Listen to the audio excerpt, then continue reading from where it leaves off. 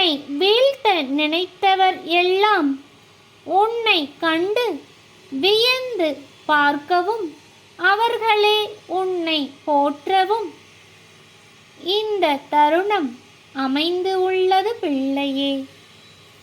நீ யாருக்கும் எந்த தீங்கும் நினைப்பதில்லை. உன் சக்தியே பலமாக மாறுகின்றது பிள்ளையே.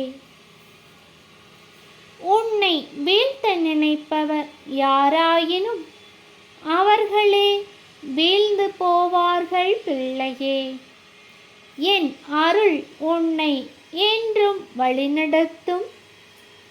நீ இனி வரும் காலங்களில் பலரும் போற்றும் பிள்ளையாக வாழப்போகின்றாய்.